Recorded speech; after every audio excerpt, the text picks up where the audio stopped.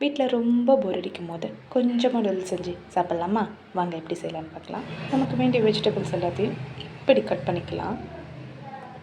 ஒரு பேனில் தண்ணி சேர்த்து பாயில் ஆனோடனே கொஞ்சமாக ஆயில் சேர்த்து ஒரு ஃபுல் நூடுல்ஸையும் இப்படியும் போட்டுக்கலாம், உடச்சி வேணாலும் போட்டுக்கோங்க. போட்டுட்டு அதை நல்லா மிக்ஸ் பண்ணி அதுக்கு பாயிலிங் டைம் விட்டு இப்படி ஸ்ட்ரெயின் பண்ணி எடுத்துக்கோங்க.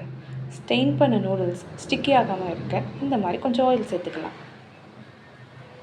திரும்பி ஒரு பேன் எடுத்து அதில் கொஞ்சம் ஆயில் விட்டுட்டு கட் பண்ண சில்லிஸ், கட் பண்ண ஆனியன்ஸ் இதெல்லாம் போட்டு நல்லா வதக்குன்னு வதக்கிக்கலாம்.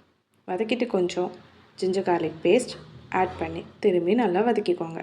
வதக்கிட்டு கட் பண்ண கேரட் அப்புறம் கட் பண்ண கேப்சிகம் ஆட் பண்ணி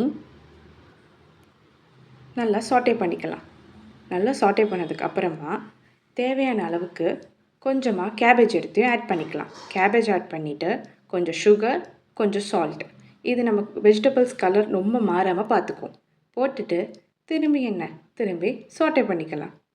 சாட்டே பண்ணிவிட்டு கொஞ்சம் பெப்பர், கொஞ்சம் சோயா சாஸ், வேணா சில்லி சாஸ் கூட ஆட் பண்ணிக்கோங்க. ஆட் பண்ணிவிட்டு நல்லா திரும்பி வதக்கு தான். பாயில் பண்ண நூடுல்ஸ் ஆட் பண்ணி நல்லா பெரட்டி விட்டுட்டு சாப்பிட்டீங்கன்னா என்றாலும் அது நம்மூரை போல வரும்.